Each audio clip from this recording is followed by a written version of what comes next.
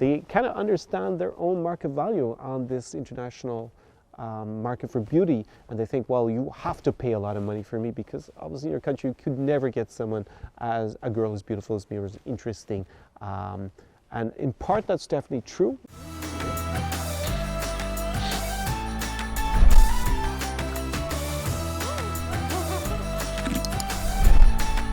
SAR Experience. Привет, Diogwich, and welcome to another episode of the Vodka Vodcast with me, Connor Klein. Diogwich is actually hello in Irish because I'm back in the country of my birth, Ireland. Been here for the last 4 or 5 days showing a friend around. I left Minsk in Belarus, going to be going probably to Kiev in about 2 days' time. So I just thought that I would shoot this quick episode of the Vodcast. Hopefully it's quick and not too long. And today's topic is the internationalization of beauty, and in particular how that affects girls, very beautiful girls in Eastern Europe. Some countries like Russia, Ukraine, Belarus, Moldova, the Baltics, countries that were in the former Soviet Union at the time until 1991, and how the market for beauty, if you want to call it the market, but basically how beautiful women are found, their lifestyles, and what are the opportunities open to them has changed very dramatically. First of all, from, obviously when the Soviet Union opened up in the early 90s, having been behind the Iron Curtain, and now with innovations like Instagram and how the dynamics have changed a lot. And a lot of this I think may surprise you, and also how this affects how you should approach beautiful women, whether it's online or in person when you are in Eastern Europe, and understanding the opportunities that are afforded to them, especially by Instagram, and how that differs from the kind of the narrative propagated by, say, marriage agencies, predominantly scammer marriage agencies, and how they represent the opportunities. So this is a topic that's actually inspired by a very good friend of mine, Stefano Lo Priore. Abbraccio grande, Stefano. And this video, we had discussed this over a drink maybe over a year ago, I think, when we were in Kiev, and I hadn't actually heard of this term internationalization of beauty before. And when I was doing my, did a quick Google search before I decided to sit down and make this video, and I didn't see it really referenced in anything that came up to me. So grazie mille for the inspiration for this video. And we had discussed this a little bit when we were clubbing in Odessa over the summer, and I did promise that I'll give you a shout out in this video for the inspiration over the title for it. So this one's for you, dude. And before I forget, of course, this is the Vodka Vodcast, and I do forget half the time to actually drink any vodka. So this is not, this is a Polish vodka, Belvedere, or Belvedere. Still thinking that it's an Italian name, but I guess that's the good branding from Polska Vodka here. So we actually say słońce in Ireland when we toast. Słońce, so that's my vodka down. Of course, if Belvedere will ever sponsor video, give me a phone call. Still waiting for someone. I have to find actually a vodka sponsor for this vodcast eventually. That's something I should put on a task list. So internationalization of beauty. Where does this idea come from? What am I talking about? So one of the key messages, as I said, was propagated or spread by these marriage agencies is that Ukrainian women, in particular Russian women, even though of course they're very beautiful, that they're kind of desperate for opportunities to meet men, that they're just looking for a good man because Russian or Ukrainian or Belarusian guys are awful, that they mistreat them, and etc., that they're not interested in them, which I don't buy at all, having spent a lot of time in these countries. And I think it runs a lot deeper than that. They represent things that they're basically poor and desperate with no opportunities. Now, I'm sure that was probably the case, before 1991, or maybe in the early 90s when the Soviet Union collapsed, imploded, and then the opportunity to travel was very restricted. Very few people went to Eastern Europe. Obviously, the economic level was extremely low. And I'm sure back in those days that these opportunities were really limited, and that basically, if we want to call it the market for beauty, was very local. So girls in Russia would have stayed in Russia, and with a very few exceptions, unless they met a foreigner who wanted to take them out of the country, which is where the stereotype comes from, of course, and take them to the West with their US passport or their German or British passport at the time. Otherwise, they would have stayed in Russia or Ukraine or Belarus or another country in the former Soviet Union and basically married a local guy, and that their ability to use their beauty would have been limited to that local market. Now, that of course meant that if you went to Eastern Europe as a foreigner in the early 1990s, you would have had basically your choice of the cream of the crop or creme de la creme, because you would have faced very little competition is the better word for that. Being a former competition lawyer, antitrust lawyer, competition is something obviously I'm very, very familiar with. So basically you would have had a local market for beauty that if you went traveling in Eastern Europe in the early 90s, boy, would you have had an amazing opportunity, right? This kind of arbitrage, beauty arbitrage that you would have had, because you would have come from Western Europe with one, we'll say, market for beauty or dating, where women would have been, say, at this level, and then you would have gone to, say, Russia, and it would have been up here in terms of natural beauty, of course, style, and opportunities to look after yourself in terms of investing in your beauty and makeup and stuff probably would have been a little bit different. Maybe they wouldn't have looked as attractive as they could have, but obviously in terms of raw natural beauty, you would have had just a huge higher standard, a huge overflow of beauty in Russia, and obviously less in Western Europe. If you were to look at how we rate, the difference in beauty between Western and Eastern Europe. Now, of course, there are exceptions, and I go into this in other videos, and I'm saying that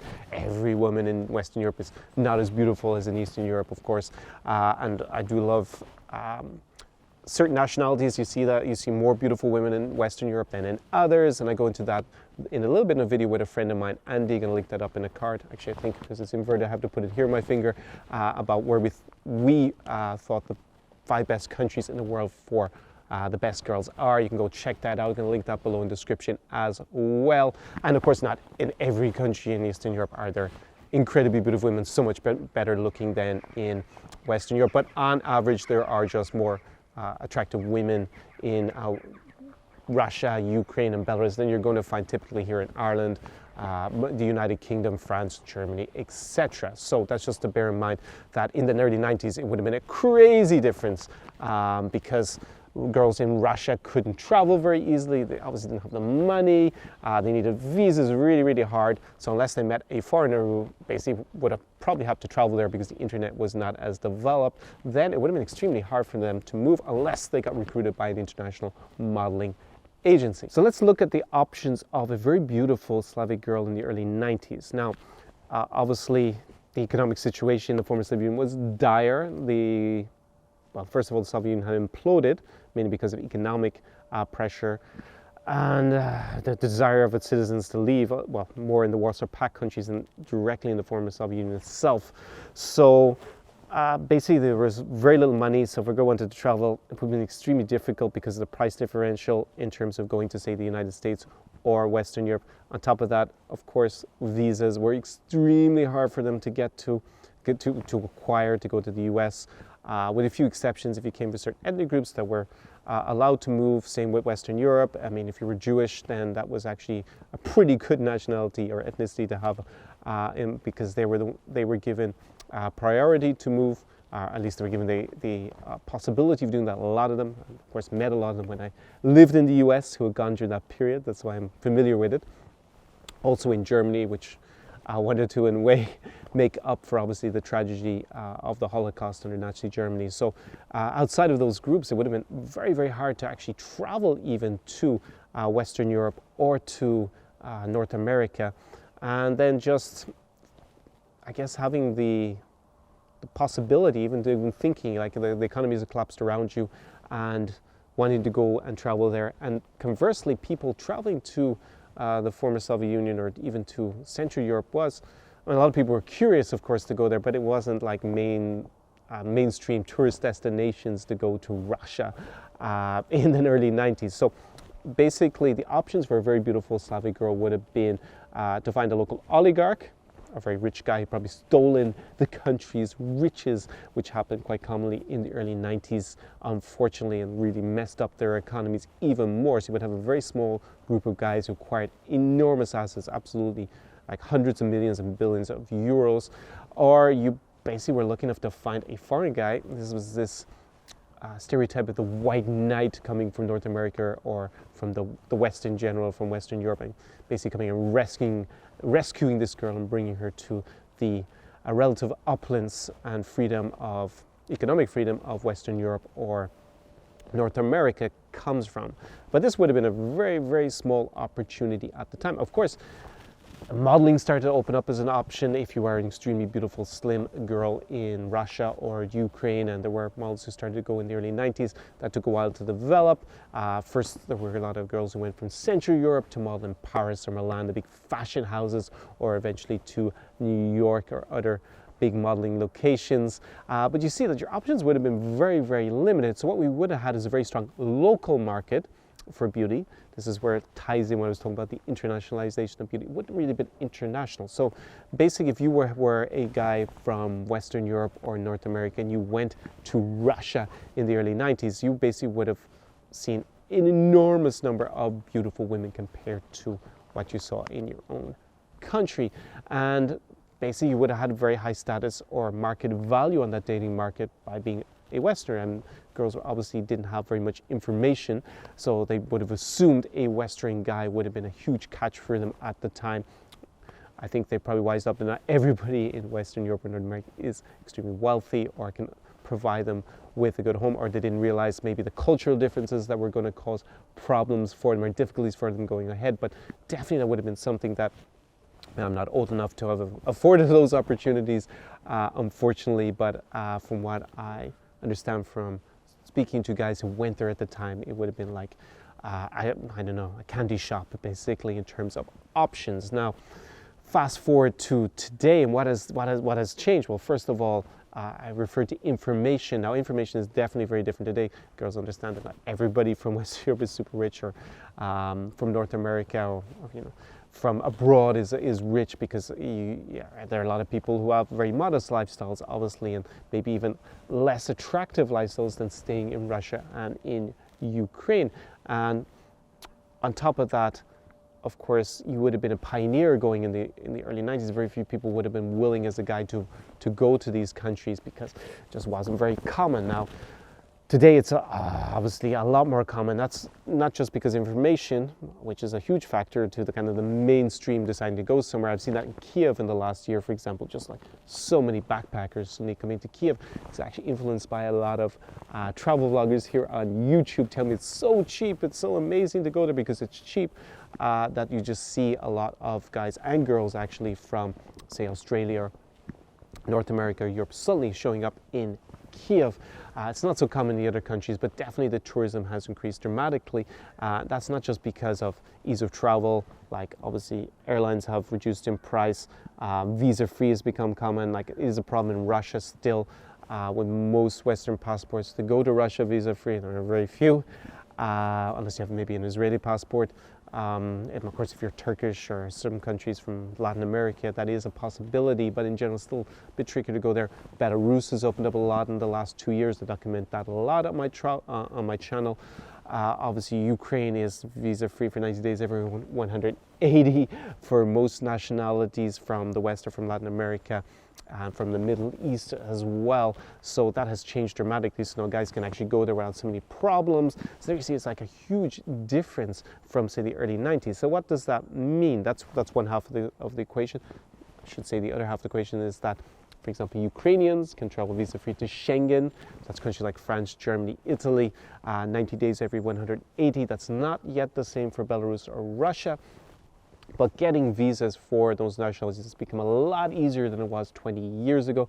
The US still remains pretty difficult to get a visa from, but girls in those countries can travel quite a lot. Also, they can travel to Egypt, to Turkey, to Israel, to Dubai, to the Emirates, to Southeast Asia, visa-free for long periods. So this has changed the dynamics an awful lot. I think also they have it for India, most of Russia, Belarus, and Ukraine as well. So they have a lot more options to travel, and obviously that gives them a lot more international exposure. Gives the opportunity to meet guys from other countries. They're not reliant on their local market, particularly. So either local guys or guys who show up in their home countries. And this has changed things dramatically if you happen to be a very beautiful girl from Eastern Europe compared to 20 years ago, compared to what probably their mom would have faced if she was a beautiful girl and wasn't one of the lucky few to have gotten an international modeling contract and actually left the country. So there you see one side of the coin in terms of things have dramatically changed in the last 20 years. Now, that's just like kind of the opportunities in terms of meeting people in real face-to-face or in person. But what has happened online? Now, in the early 90s, you would have probably had, because I wasn't really online at that time, chat rooms, and it would have been, there would have been very little like information, maybe a photo, and you would have talked to someone online. I remember this maybe a lot later than that. These kind of chat rooms where people from different countries first started chatting to each other. It was all very exciting because you didn't have those opportunities before, but it was extremely basic, and you couldn't really have a real connection with someone. Some people did, and that got documented, but in general, that was very limited. Now, fast forward to today, and having a cell phone and Instagram, and man, it's so different. You can interact with complete strangers from any part of the globe as long as they have an internet connection. And what does that allow girls to do? Well, first of all, you have dating apps, dating sites. That started already in the 1990s, and I alluded, obviously, in this video a bit to marriage agencies. That's obviously something that allowed women, say, in the 1990s, noughties or the 2000s, to meet reach out and meet guys from other countries, and from guys from those countries to meet women from Russia and Ukraine and Belarus and other countries in Eastern Europe. But what has happened in the last few years, of course, is Tinder, and the fact that, Tinder just makes things very quick and transactional in terms of, making that connection with people. You just trade your time a little bit and you can talk to girls very, very quickly. Now, I'm not a big fan of Tinder myself. I just find a lot of chat, and I find the quality in general not very high on the app compared to being there in person. But if we take Instagram, for example, which is not a dating app, it's obviously a social media platform. That is just an incredible marketing platform for beautiful girls, and obviously they can promote themselves for modeling so easy. They can be discovered on Instagram, whether they happen to be what we call an Instagram model, or in fact they're just modeling and looking for jobs. It's kind of like a portfolio for them, and they can easily be found, and they can also, on the dating side, be found by a lot of guys who are interested, who are sitting in maybe a local market where women are not as beautiful. So that can be anywhere in Western Europe, North America, and say in Latin America or the Middle East. And they can reach out to these girls directly, talk to them in the direct messages, and basically proposition them, either offer to fly them to their countries, which happens quite a lot. Now that obviously runs the whole gauntlet, and creating a real connection with this person and saying, hey, I'm going to be in your country in a few weeks. We can meet up and get to know each other too. Straight up prostitution, of course, which guys just basically offer them huge amounts of money. That's been well documented by other YouTubers about what it's like to be an Instagram model when they're not really models. Actually, I also referenced that in one of my recent videos about why not to date Ukrainians. I'm going to link that up in a card down below in the description, where you can see what fake models, to be clear, not real models who actually do modeling, but fake models, girls that basically prostitute themselves and then claim to be models because they're in all these glamorous locations, having photos taken of themselves, but they're in fact just trading sexual services in order to get to those locations and money. So it runs a whole gauntlet from that. Obviously, you also have the in-between, where guys reach out, they offer to fly girls, kind of like their girlfriend, but they have never met them, but they're not offering them cash directly for that experience being flown out. But I'm open-minded. I say whatever people want to do, whether it happens to be prostitution or just been sponsored, as we can refer to this, been flown by someone you don't know before to somewhere very glamorous, where obviously there's an expectation of something more intimate happening, right down to just what I would say more normal relationship where you get to know someone first, and there's definitely very little financial incentive to hook up together or to be together in the beginning, at least. But I'm just kind of outlining for you exactly the whole gauntlet of things that go on with Instagram, so that you understand exactly, so you can judge the girls better when you look at their Instagram profiles. That's probably a reason to actually reach out to me and hire me as a consultant about this. I do this a lot with my clients. I have to look at the profiles and say, hey, the girl's not really a model. This is what I think she does in reality based on what I see in her profile. And we can go through that in person. you can reach out to me on Instagram. You can slide into my DMs, not just the pretty girls. That's Zara Experience is my handle, or you can send me an email at connorklein@zaraexperience.com.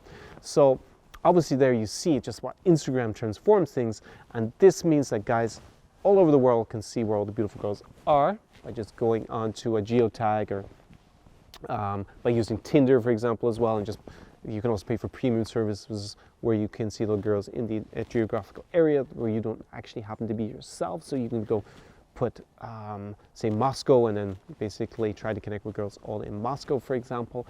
And that just transforms things, because instead of having these local, say, dating markets or markets for beauty, now suddenly it's internationalized completely, not just on the kind of international model level, which have been happening obviously anyways, because modeling scouts are gonna go to the best place around the world where they can find the best models to suit the markets, where it happens to be in Asia, Latin America, Europe, Africa, wherever that happens to be. And obviously they would have locals who go and scout for them in those different countries all across the world. But now basically, if you're maybe not nearly at that top model, international model level, also you can be found basically by lots of guys around the world. So that's what's kind of internationalized it. That's why I have the title for today's video. So that there are dynamics that more or less have happened, say from the early 90s in Eastern Europe right up 2000s. It started to change a bit with the internet and a little bit more travel, or some white knight taking the girls back to the West. And really in the last few years it's accelerated with the lower cost for travel, visa-free becoming extremely common. Maybe not so much for North America, a little bit for Schengen, obviously with Ukrainians, and then obviously being able to go to Turkey, Israel, a lot of parts of the Middle East, Latin America as well as visa-free, like Mexico, Brazil for Russians, Belarusians, Ukrainians, I think all three of those, and Southeast Asia, where it's extremely cheap. So it's also another thing. The economies have improved in these countries, I should say, as well. So Russia, Ukraine, Belarus, the differential between that and Western Europe has narrowed. It's still a big difference, but it's narrowed. So with all those factors combined, beautiful girls in Eastern Europe can go easier to the West and be exposed to that extent to new options and create those new options. Also, the guys from other countries can travel there, whether it's from the West or it's from other parts of the world like Latin America or the Middle East, or even from Asia. I see a lot more Chinese guys showing up looking for romantic options in Eastern Europe as well. And then the internet just like it's like a multiplier effect, because then you can be in a small village in Siberia and still be, talk to guys online. Guys can find you, offer to fly you somewhere, meet you, and you can start a romantic encounter that way. So obviously that's changed things very dramatically. Now, that's probably not very good in most ways, for guys who are very more ballsy, more brave, or willing to be pioneers, actually go to places. And that would be, in a way, me. I'm not complaining about things, but for example, I was very interested in why 80% of Brazil's models come from the very south of Brazil, and in fact 50% of them come from one state in particular. And I discovered actually most of those models are from a very tiny part of the state, which is very rural. So what did I do? I went out there in Rio Grande do Sul, south of Brazil, went and saw for myself. That still obviously gives you a big advantage to someone who's not so curious or not so willing to take action and do things that are unconventional, and actually go there in person, because you're going to be there in person, in situ, on site. So going to these countries is not going to have the same effect that it did in the 90s. Now, of course, it's still an advantage if you go in person, not rely on the internet, but you have to understand the effects. So often I ask my girlfriends in Eastern Europe if I could just see their messages on their phone. I ask them lots of questions about how many guys solicit you daily, write you messages who you don't know, and it's really fascinating just the amount and the number and the way that these guys talk to them. A lot of them, of course, are pretty sleazy and offer them straight out money for sex, to fly them to places, or it's just like, hey, I see you there, I'll fly you to Paris or somewhere else like this. So they just so that you understand that with the internet and with the changes in the dynamics and this market for beauty or for dating becoming more international, that they just get bombarded nonstop by these offers. If they're extremely beautiful, this is something that happens on a daily basis. So just don't buy into these myths that they're all sitting around desperate waiting for a white knight to show up from the West, because that's you know, if they were really waiting for a white knight, they would have found one pretty easily already, because they just get so many offers from the internet. It's also important to understand that, I'm going to use some economic terms here, that the elasticity for beauty is pretty high. That's definitely something that you're going to see. So what happens when guys try to impress girls? Most of the time they try to impress them with money, and they'll keep offering them more and more stuff and keep spending money on them. That's what you see a lot with these sponsorship level. I mean, we can take out the other two ends of the spectrum, like prostitution. Obviously the price of that would go up, but that's not something that I want to focus on on this channel here. It's not something I advocate for. Of course, if it's between two consenting adults, I don't care. It's just not something I've personally ever been interested in myself, or for helping my clients with. So, or you know, on the level where you're just going to try and have an interaction without spending really any money at all, definitely not buying her presents, or trying to sponsor a girl in terms of trying to get her to like you. It's also not something I particularly advocate, because I don't feel like I can offer clients very much help with that. It's just a matter of taking out your credit card and buying lots of stuff, and you'll see how you get on in terms of attracting someone who's going to be interested in you over the long term if you do that in general. But definitely in terms of these guys who want to sponsor girls, like basically take care of them financially, or bring them on expensive trips, buy them presents. This is something that you see because of the more internationalization of the dating market, something we see just guys trying to outbid each other. And what happens is a lot of girls who have maybe had a foreign boyfriend who was willing to do that, or maybe boyfriend is an exaggeration, but a foreign guy is willing to fly them somewhere. They may have met them in person, but more like not, they probably just approached them over the internet. Is that they have extremely high expectations for being taken care of, and that's because of just the competitive nature. And these guys, I mean, it's their money, it's their free will, and obviously for the girls, it's their free will if they want these resources in turn, basically in exchange for intimacy of some sort. But basically that pushes up the price, because I'm going to speak in these more economic terms. So as the demand goes up and the market becomes internationalized, then the price of that on the local market is of course going to increase. That means a lot of girls are going to be used to a lot of money being thrown at them, and it's just something to be very aware of. And that's why you see a lot of a particular social class in Ukraine in particular, or in Russia, being maybe what we would label as gold diggers, because they're extremely interested in the financial benefits that some foreign guy is going to give them. And also, and I think this is probably the most important lesson for you to take out of this video today, is that because I've had these experiences with other foreigners who either showed up in person in the countries and were willing to throw a lot of money at them, or just online were willing to obviously offer them a lot of stuff, even if they didn't take advantage of it because they found it a bit creepy maybe. Their expectation of what a foreign guy is used to, and also what he's willing to do in terms of like financial support, are extreme a lot of the times. And you want to understand and be able to identify, at least this is something I help my clients with, these kind of girls that have these expectations are basically a little bit crazy from that point of view. If you're not a guy who's just willing to just throw money because you maybe have other qualities to attract women, just be aware of that, because they really have this maybe preconception of you. Oh, he's a foreign, he'll just like throw lots of money at me and bring me to the best places because he has to, because you know, women in his country, also if they've traveled say to Germany or to UK or to Ireland or the US, they're going to say, well, most women are fat. And I mean, not that all women are fat in this country, but there's more obesity, for example, and women are not as beautiful as they are here. So they kind of understand their own market value on this international market for beauty, and they think, well, you have to pay a lot of money for me, because obviously in your country you could never get someone as a girl as beautiful as me or as interesting. And in part that's definitely true, because women are more beautiful and there is more of them in Eastern Europe than we'll say the West, or if you go to the Middle East, of course, it's a lot more conservative, or in Latin America, in most countries, maybe not in Colombia, Brazil as much, but they definitely have more, we'll say, market power in that sense. But also it becomes a little bit disproportionate, because they don't understand that they tend to attract guys who are more desperate and willing to pay for them all the time. And the guys who have options in those countries in general are probably not going to start throwing lots of money at them. And if you are one of those guys, of course, who shows up, then you're going to have to deal a little bit like I have to do at times, explaining that, yes, I do have options.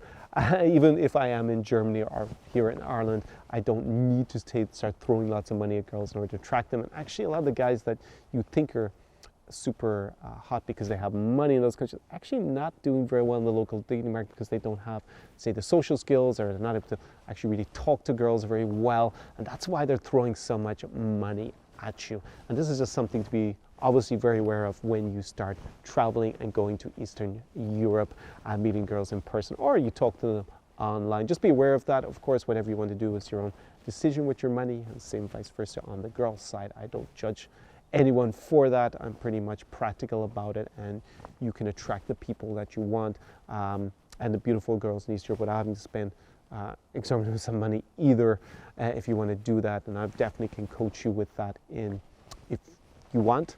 And I assume if you got to the end of this video, again, this is a video about the internationalization of beauty. I actually might make a second video about this and a follow-up video where I go into a little bit more detail about the markets and make it maybe a little bit more geeky, a little bit more animated, interesting. But for the purpose of this Valcast episode, we are done. And it's actually getting a little bit cold out here, and the sun disappeared after a few minutes of me starting. So if you want to not come here to Ireland, obviously, but come with me on a trip and meet me in person, have me coach you and help you to live the Zara experience, I have a question for you, which is, what are you doing next weekend?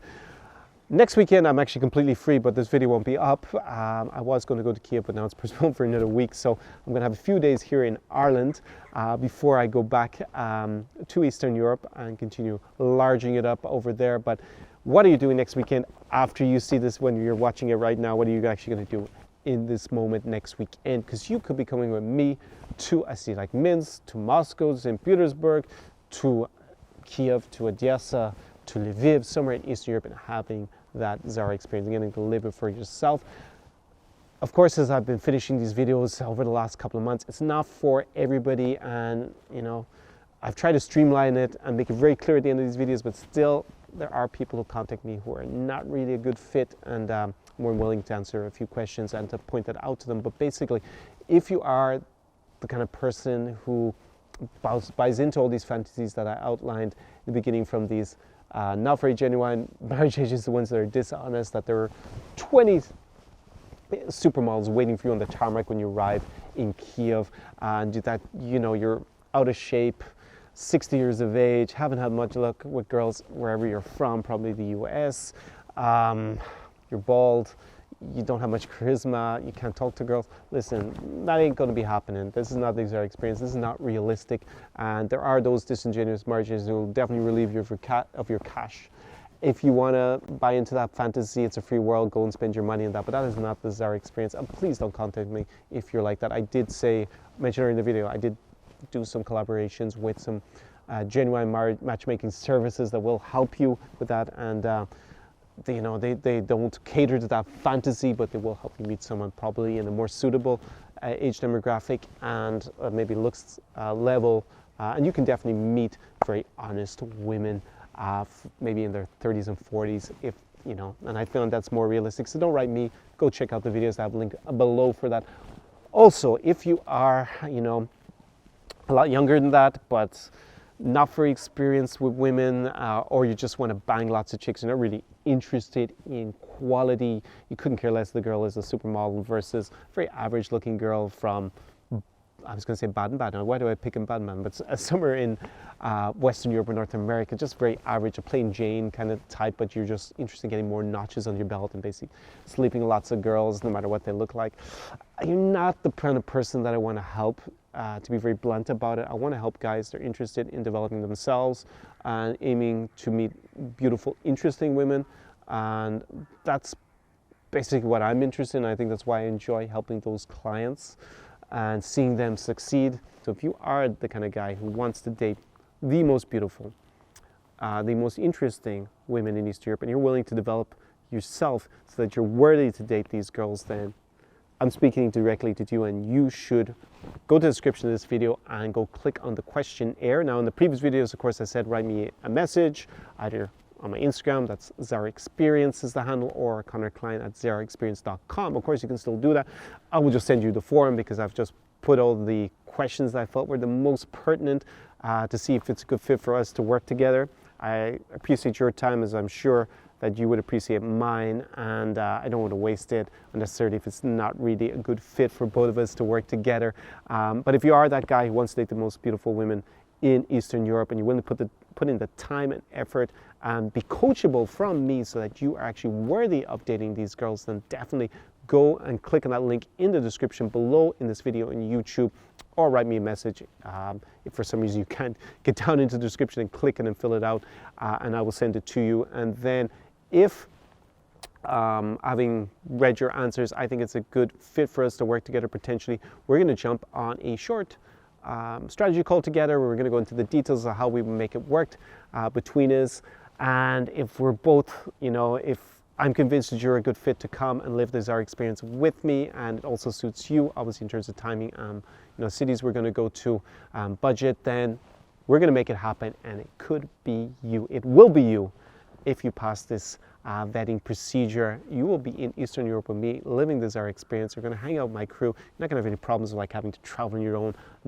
spending a week figuring out where everything is, where all the cool places are. I'm going to be coaching you, helping and making sure you develop in terms of your dating skills with women in Eastern Europe, and we're just going to have an unforgettable time together.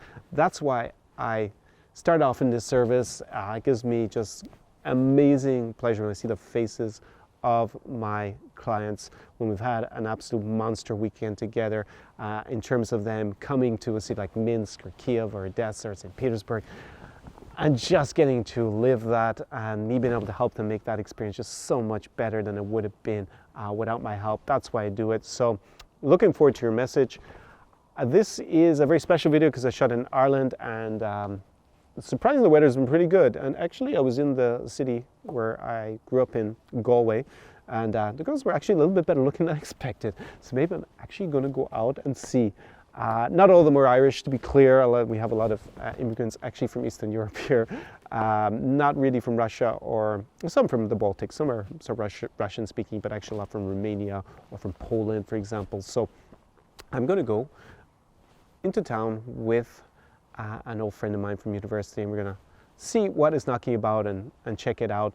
I will see you in the very next video. I think probably at this stage when this goes out, you're going to have seen my Odessa summer video from 2020 summer Odessa vlog. Go check the one out if you haven't seen it. But the next one is almost certainly going to be from Belarus. That's where I'm going to go back to. But keep your eye out for lots of videos coming from Russia. Russia has liberalized its visa policy over the last year, and it's going to get better, it looks like, going forward. So I'm going to make a lot more content from Russia, and looking forward to making lots of videos actually exploring it, because I only know St. Petersburg, Moscow, and Kaliningrad. I'm going to be back to those countries first, or those cities first in Russia, and making some more travel vlogs there. I did do one from St. Petersburg earlier in the summer for the White Nights. That's also something that maybe you want to drop me a message about, because I'm going to offer that for next summer to actually live the Zara Experience in the White Nights. So if you are very interested, for already thinking ahead, it's a good few months, definitely go and write me a message at connorklein@zaraexperience.com, or on my Instagram at Zara Experience is my handle there. I will see you in the very next video, wherever I happen to be, wherever you're watching it from. Slán leat, which is goodbye in Irish, because I'm back in Ireland. Dis Vidania. See you in the next one. Ciao, ciao. Zara Experience.